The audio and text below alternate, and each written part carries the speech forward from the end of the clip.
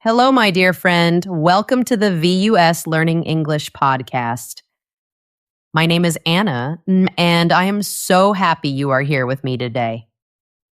Today, we are going to talk about something very important. It is a feeling many English learners have. It is the feeling that you understand English. You understand it very well, but when you try to speak, it feels very difficult. The words do not come out. Does this sound like you? If it does, please know you are not alone. This is a very normal part of learning a language, and today we will understand why it happens, and we will learn how to change it. This episode is for you. It is to help you feel calm. It is to help you feel strong, and it is to help you find your voice in English. I want to thank you for being here. Thank you for giving your time to learn with me. It means so much. If you enjoy our time together, please think about following or subscribing to this podcast. It helps other English learners just like you find our little community. It is a small click for you, but it is a big help for us. Thank you. I want you to imagine something with me. Picture this. You are at home. You are comfortable. You decide to watch a movie in English. You turn it on. The people in the movie are talking. They speak English, and you understand. You really understand. You hear the jokes and you smile. You follow the story. You feel sad when they are sad. You feel happy when they are happy. The English words flow into your ears, and your mind understands everything. It feels good. Or maybe you are on your way to work. You are on a bus or a train. You listen to a podcast in English. Two people are talking, and it feels easy. You follow their conversation. It feels like you are there with them. Or maybe you are reading an article online in English. You read every word. You understand the ideas. You learn something new. Your mind is full of English. You get it. You truly, really get it.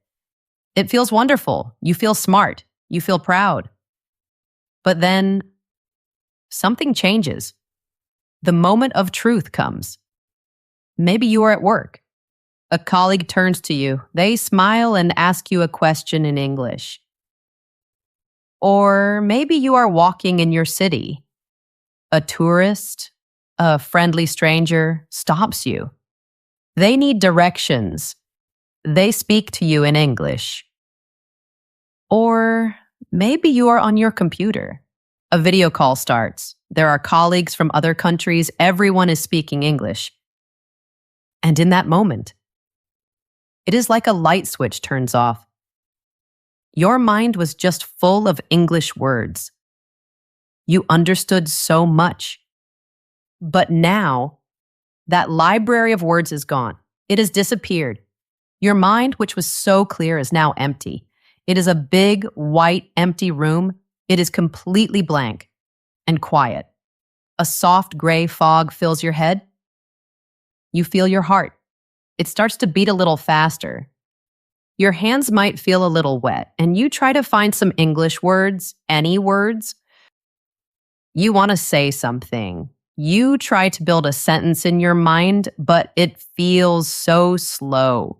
It feels like you are walking through thick, heavy mud. Every step is difficult. You search for the right word. You try to remember the correct grammar. You build the sentence piece by piece inside your head, but by the time you are ready, the moment is gone. The conversation has moved on. The friendly stranger has asked someone else. Your colleague is talking to another person, and you are left behind. You feel frustrated. You feel embarrassed. Maybe you feel a little silly. You become quiet. You retreat into your silence and you think to yourself, why? Why does this happen? I understand everything. Why can't I speak? My friend, if this story feels familiar, if you have ever felt this way, I want you to listen very, very closely. You are not alone. This happens to so many learners, and very importantly, this is not your fault. This feeling is not a sign that you are bad at English. It is not a sign that you are not smart enough. It is not a sign that you will never be a fluent speaker.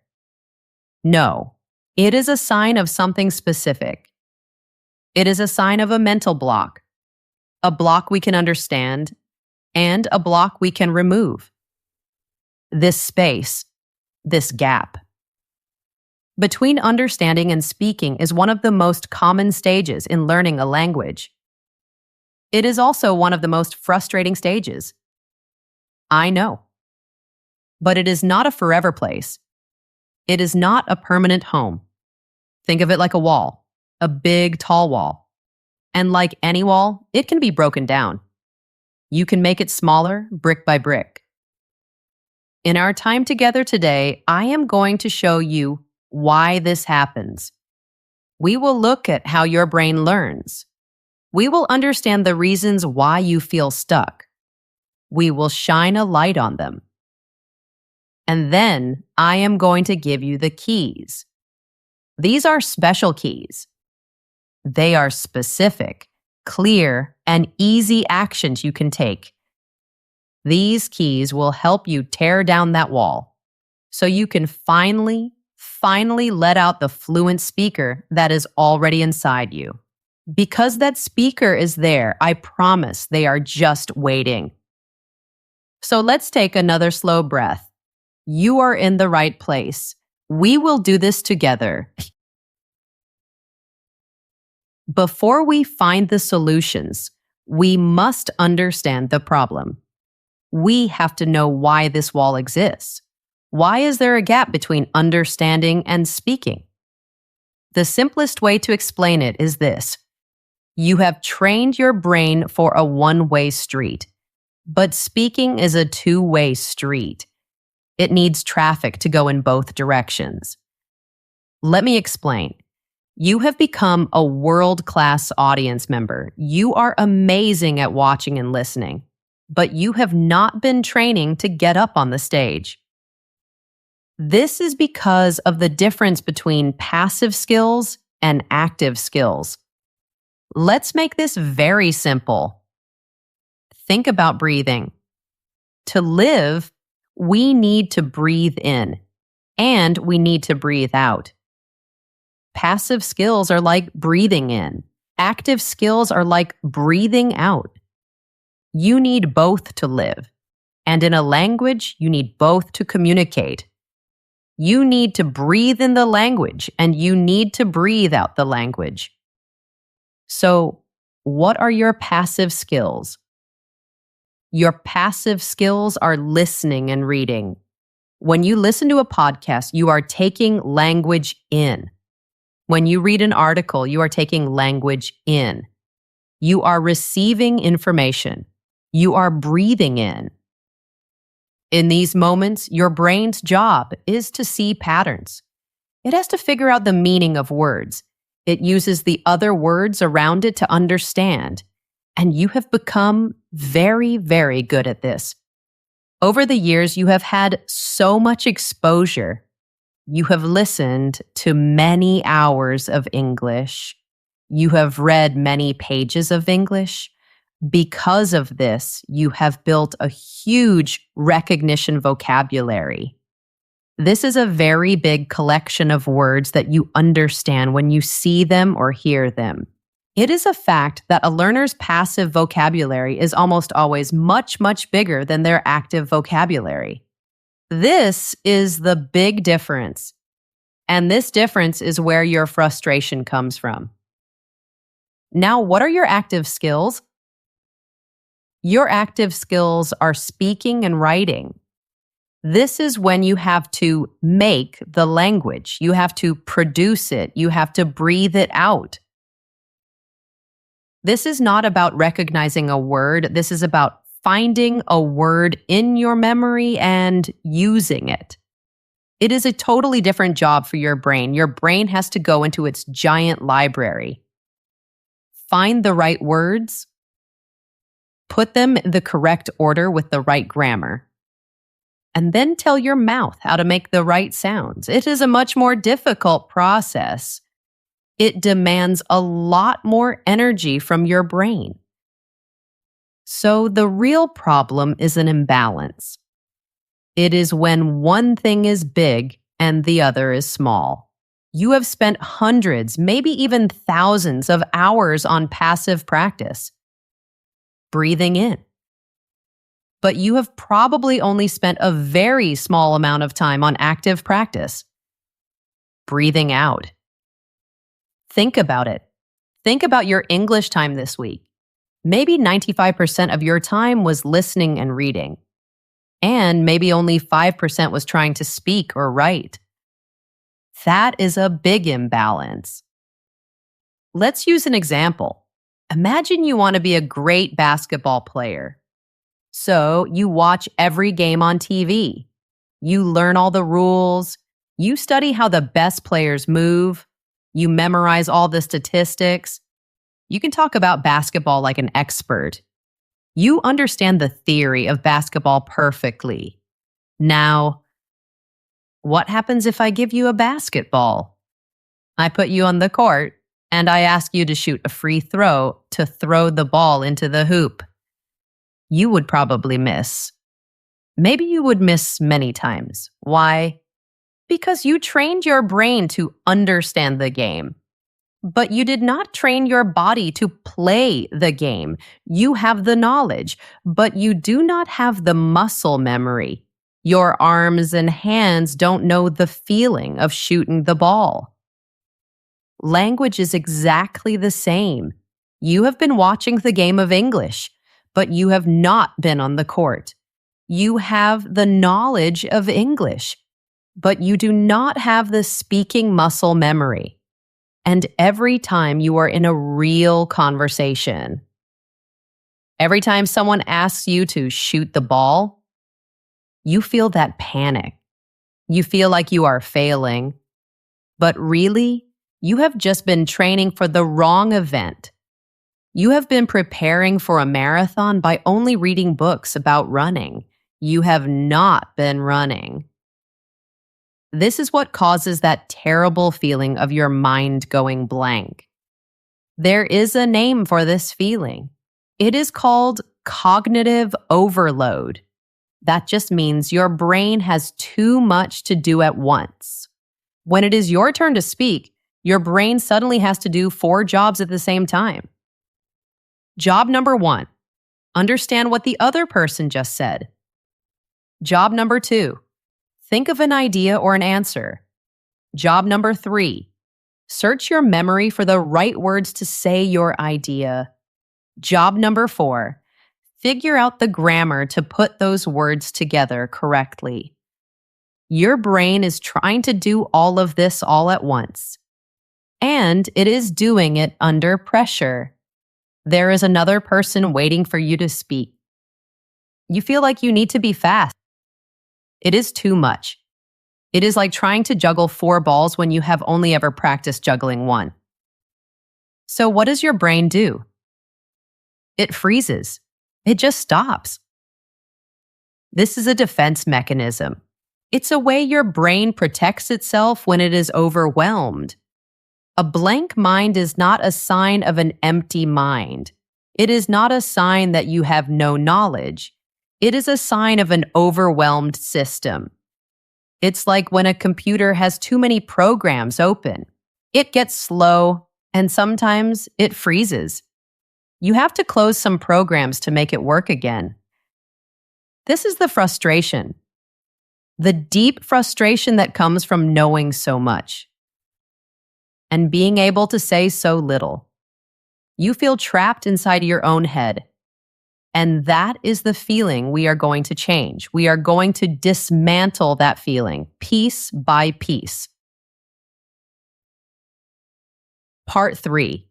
The 4 hidden walls. So we know the problem is an imbalance. We have too much passive skill and not enough active skill. But why? Why do we do this? Why don't we just speak more? Well, it is not that simple. If it were simple, you would already be doing it. There are strong reasons that keep us quiet. There are powerful feelings at play. I call these the 4 hidden walls. These walls keep us in the safe passive zone. They stop us from practicing our active skills. Let's look at these 4 walls, one by one, and let's see if you recognize any of them. Wall number 1, the big fear of not being perfect. Does this sound like you? You're in a conversation. You have an idea. You have a sentence you want to say. But before you open your mouth, you check it in your head. You have a little checklist. Is this the very best word to use? Is my grammar 100% correct? Will I sound silly? What if I make a mistake? What if they laugh at me? They will think I am not smart. You are waiting. You're waiting until you can speak perfect English. This is a very, very high wall. For many learners, it is the biggest wall of all. I call this the tyranny of perfectionism. A tyrant is a cruel ruler. And this need to be perfect rules over you. It keeps you in a prison of silence. This fear of making mistakes is not just about language. It is a deeper fear. It is a fear of being judged, a fear of being seen as not good enough. Often, our schools teach us this fear from when we are very young. On a test, when you make a mistake, you get a red mark. Too many red marks, and you get a bad grade. We learn that mistakes are bad. We learn that mistakes mean failure. And then we take this lesson with us. We bring it to our language learning journey. We believe that we do not have the right to speak. We do not deserve to speak English until we can speak it flawlessly, perfectly, without any mistakes. But my dear friend, here's the truth. The most important truth I can share with you. Fluency is not built on perfection. Fluency is built on a mountain of mistakes. Let me say that again. Fluency is built on a mountain of mistakes. Every single mistake you make is a gift. It is a lesson for your brain. When you say something and it's not quite right, and someone helps you, or you notice it yourself, your brain learns. You are much more likely to remember the correct way after you make a mistake. This is so much more powerful than just reading a rule in a grammar book. Mistakes are not a sign of failure. They are the secret to learning. They are the engine of progress. Think about native English speakers. Do they speak perfectly? No, not at all. Listen closely next time. They make mistakes all the time. They use strange grammar sometimes. They stop and start their sentences. They forget words. They use filler words like and like all the time. Why is this okay for them? Because they care about something more important than perfection. They care about communication. They care about connection. The person you are talking to is interested in your ideas. They want to know what you think. They want to hear your story. They are not listening with a red pen to mark your grammar mistakes. The pressure for perfection does not come from them. It comes from you. It is an internal pressure. And this pressure is so strong that you choose silence. You choose to say nothing. You choose silence over the risk of being imperfect. And when you choose silence, you steal from yourself. You rob yourself of the single most important activity for fluency. And that activity is practice. This wall of perfectionism is keeping you from your own progress. Wall number 2, you are a word collector, not a sentence builder. Here's the second wall. It comes from the way we often learn vocabulary. Think about how you learned English in school. For many years, you were probably taught to learn words one by one. You made little cards, flashcards. On one side, an English word, house. On the other side, the word in your language, dog. Eat. Happy. Big. You have collected thousands of these single words. You are a word collector. Your mind is like a museum full of individual items.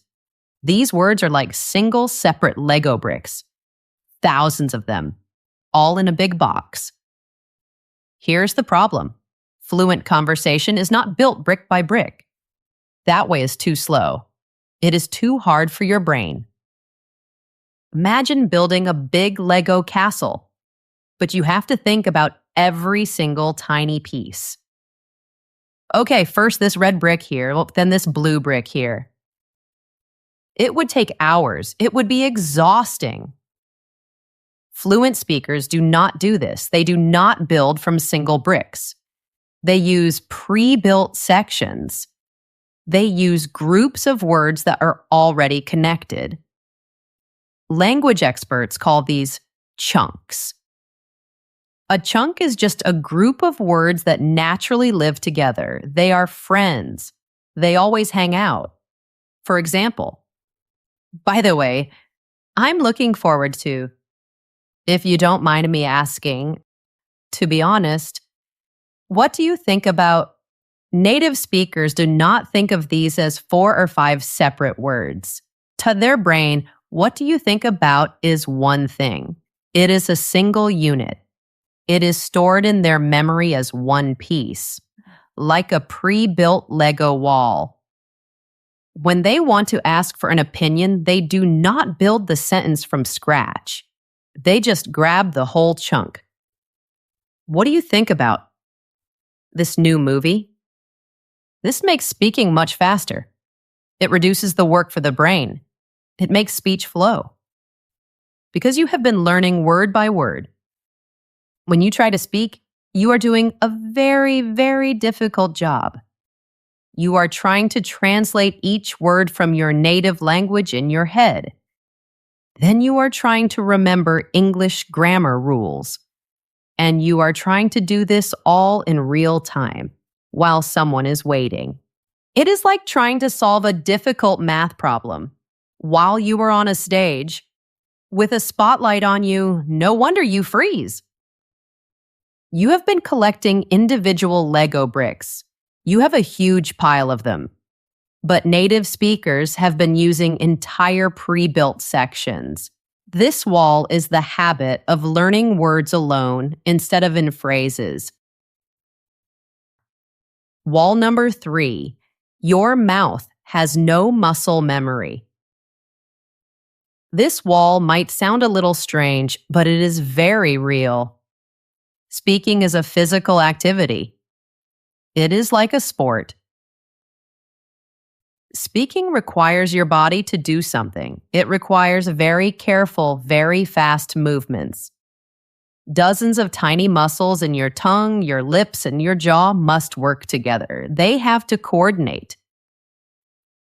And many sounds in English are probably very different from the sounds in your native language. Your mouth is not used to making them. Let's go back to our sports example.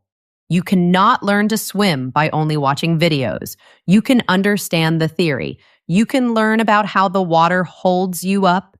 You can study the perfect arm movement, but until you get in the water, until you physically practice moving your arms and your legs, you will not be able to swim. It is impossible. Your muscles need to learn the movements. They need to practice again and again and again. This is how they build muscle memory. Speaking a language is the same. Your mouth needs muscle memory. Have you practiced the small but important mouth movement that makes the difference between ship and sheep?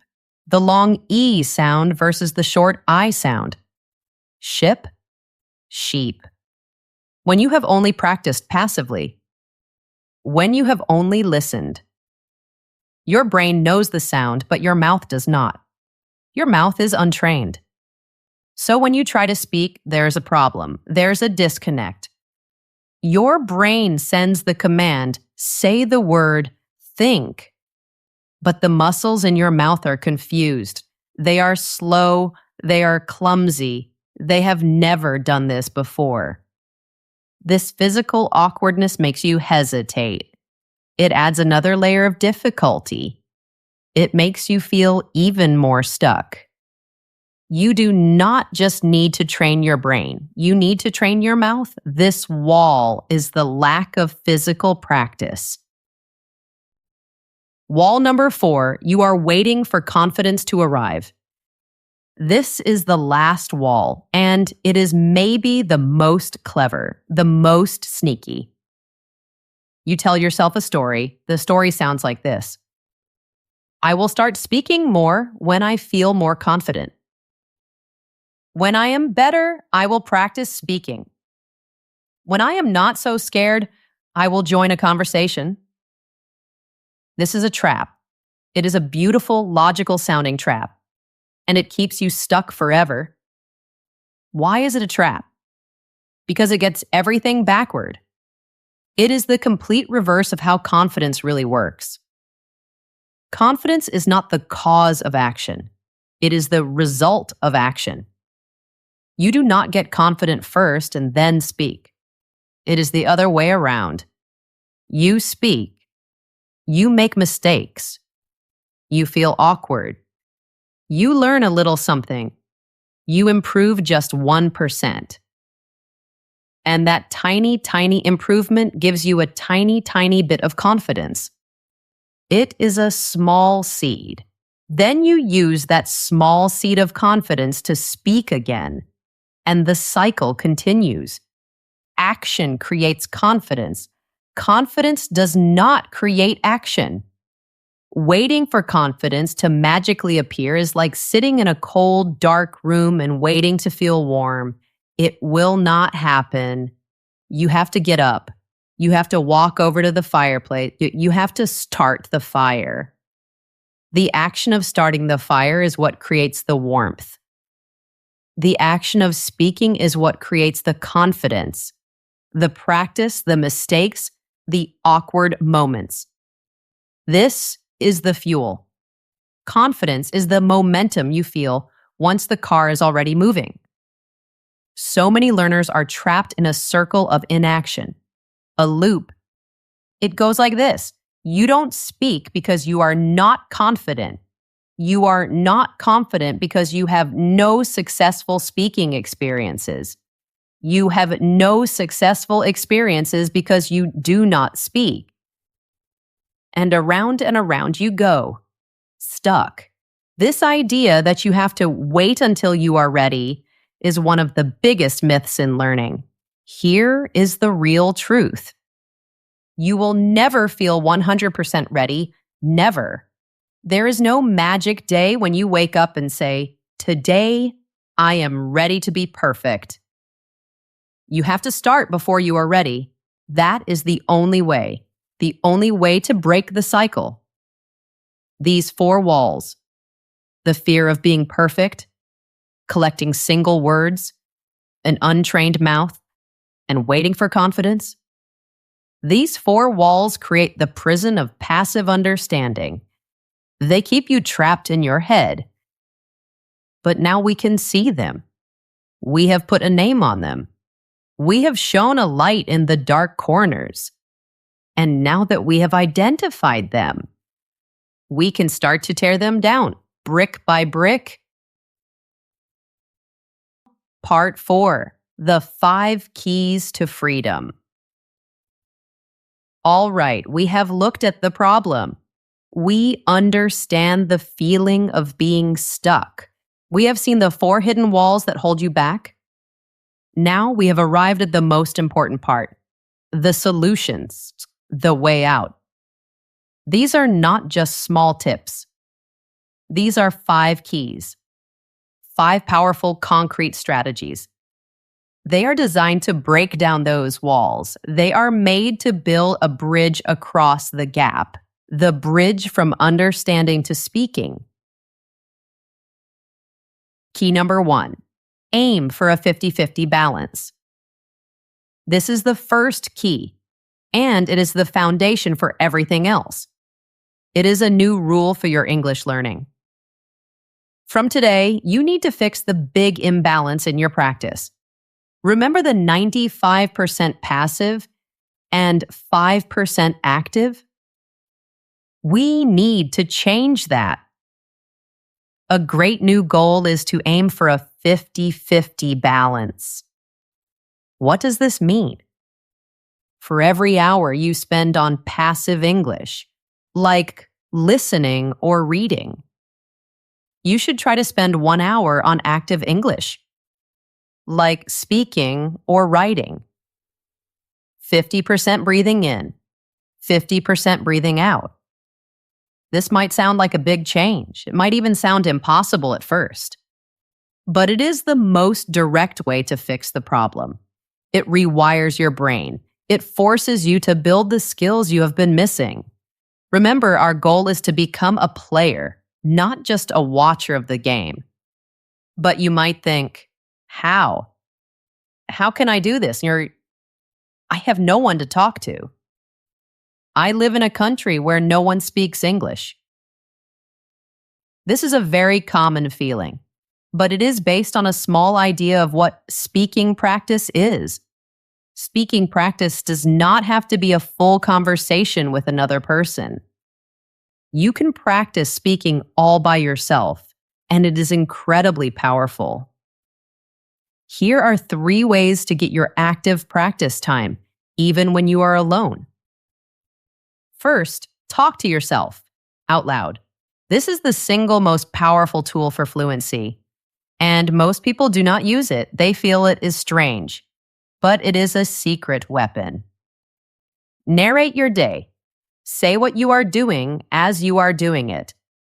For example, when you are in the kitchen making coffee, say it out loud. Okay, now I am getting the coffee from the shelf. I think I will use the French press today. I need to boil some water. The water is boiling now. I am pouring the water into the press. It will feel very strange at first. You might even laugh at yourself. That's okay. But think about what you are doing. You are actively finding vocabulary. You are forming sentences in real time. And you are doing it with 0 pressure. No one is listening. No one is judging you. It is pure, safe practice. Second, summarize everything out loud after you watch a short YouTube video, or a scene from a movie, or you listen to a news story. Pause it, and then explain what you just saw or heard. Explain it out loud. Pretend you are telling a friend about it. Okay, so in this video, a man was talking about his main idea was he gave 3 reasons. This is a fantastic exercise. It forces your brain to go from just recognizing words to actively remembering them, organizing them, and producing them. It is a bridge from passive to active. Third, record yourself. Use your phone. Everyone has a voice memo app. Open it. Press record and talk for just 5 minutes. You can talk about your day. You can give your opinion on something. Today, I think the weather is beautiful. You can talk about your plans for the weekend. This weekend, I want to see my family. The most important part is the act of speaking. That is the practice. At first, you do not even need to listen to the recording. Just speaking is enough. Later, when you feel braver, you can listen back. You will hear things you want to improve. It is a great way to see your own progress. So, this is your new training plan. Aim for a 50-50 balance. 50% passive, 50% active. This will force you out of your comfort zone. And it will directly fix the root of the problem. This is key number 1. Key number 2, become a chunk collector. It is time to change how you learn new words. It is time to stop being a word collector and start being a chunk collector. Stop making flashcards with single words. Happy, sad, good. Instead, start a chunk notebook. This can be a real notebook or a file on your computer. From now on, when you are listening or reading, your job is to be a detective. You are hunting for useful phrases. You are looking for full sentences or parts of sentences. These are the chunks. When you hear a phrase that sounds useful or natural, write down the entire chunk. For example, you hear the word opinion. Do not just write opinion. That is a single brick. Instead, write down the whole family of chunks. Like these? In my opinion. What's your opinion on I have a different opinion. He has a strong opinion about it. Why is this so much better? First, it gives you context. You know how the word is used. Second, it gives you a ready-made piece of language. You can use it immediately. You do not have to worry about the grammar around it. The grammar is already baked in. Your new goal is not just to know a word. Your new goal is to be able to use a phrase. Here's how to practice this. First, find 5 to 7 new chunks each week. Just 5 to 7. Do not try to learn 100. That is too much. Focus on useful, common phrases you hear often. Second, practice them out loud. Say each chunk 10 times. Say it slowly. Say it quickly. Feel the words in your mouth. Make it sound natural to you. Third, give yourself missions. A mission is a small, fun goal. For example, today, my mission is to use the chunk in my opinion 1 time. You can use it when you are talking to yourself. In my opinion, this coffee is very good. This active use is what moves the chunk from your notebook into your active, ready-to-use vocabulary. By collecting chunks, not words, you are learning English the way native speakers really use it. You are building a toolbox of useful, flexible parts. This helps you build sentences faster, more naturally, and with much less mental effort. This is key number 2. Key number 3. Train your mouth with shadowing. This key is the direct solution for wall number 3. The wall of no physical muscle memory. We need to give your mouth a workout. And the best exercise is called shadowing. This is a powerful technique. It is used by professional interpreters and very advanced language learners. But it is also very simple. Anyone can do it. So, what is shadowing? Shadowing means you listen to a native speaker and you repeat what they say at almost the same time as they say it, with just a tiny delay. You are like their shadow. You follow them exactly. Here is a simple step-by-step guide to shadowing. First, choose your audio. Find a short audio or video clip. 1 or 2 minutes is perfect. It should have a clear speaker. And it is very helpful if there is a transcript, the written text. a podcast, a TED Talk, or a scene from a TV show can work. Now, for step 1, listen and read. Just play the audio and read the transcript at the same time. Do this once or twice. Just get familiar with the words and the speaker's speed and rhythm. Step 2, listen and repeat with pauses. Now, listen to the first sentence. Then pause the audio and repeat that sentence out loud. Try to copy the speaker exactly. Copy their pronunciation. Copy their intonation, which is the music of their voice. Is it going up or down? Copy their rhythm. Step 3, the real shadowing. Now for the real thing. Play the audio again, but do not stop it. This time, speak along with the speaker. Start speaking just a second or two behind them. You will be listening and speaking at the same time. Do not worry if you cannot say every word perfectly. Do not worry if you stumble or miss some words. The goal is not perfection. The goal is to get your mouth moving, to feel the flow of English, to train those lazy mouth muscles. Step 4 is an advanced step. You can do this later. Record yourself shadowing. Then listen to the original audio. And then listen to your recording. You will hear the differences very clearly. This gives you amazing feedback.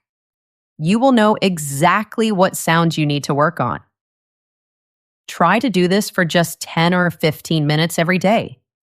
It is an intense workout for your mouth. It builds that physical muscle memory. When your mouth knows how to make the sounds automatically, your brain is free. It can focus on what you want to say, not how to physically say it. Key number 4, the 4-3-2 method. This key is a very structured speaking exercise. It is designed to build speed, confidence, and automaticity. Automaticity just means being able to do something without thinking about it. This method is fantastic. It helps you practice speaking about a topic until it feels easy. Here is how the 4-3-2 method works. First, choose a topic. Pick any simple topic you know well. For example, my favorite hobby, or my job, or my family, or my last vacation. Something easy. Now, you speak for 4 minutes. Set a timer on your phone for 4 minutes. Press start and speak about your topic without stopping. Do not stop. Do not worry about mistakes. Do not worry about perfect grammar. Just talk. Get your ideas out. If you get stuck, it's okay. Just keep talking. You can repeat yourself. Just keep your voice moving for 4 minutes. When the timer stops, take a short break. Next, you speak for 3 minutes. Set the timer for 3 minutes. You are going to talk about the exact same topic again. But this time, you only have 3 minutes. You will notice something interesting. It feels a little easier this time. Your brain already knows the main ideas. It has already found some of the words you need. Try to speak a little more clearly this time. Maybe make your sentences a little better. When the timer stops, take another short break. Finally, you speak for 2 minutes. Set the timer for 2 minutes and talk about the exact same topic one last time. This is where the magic happens. On this third try, your brain is warmed up. It has activated the vocabulary and the sentence patterns 2 times already. You will find that the words flow much more easily. It feels more automatic. You are speaking more fluently and with more confidence. Why does this work so well? It uses the power of repetition to make your memory stronger. The first time, for 4 minutes, is for exploring your ideas. The second time, for 3 minutes, is for organizing and refining them. The third time, for 2 minutes, is for making it fast and automatic.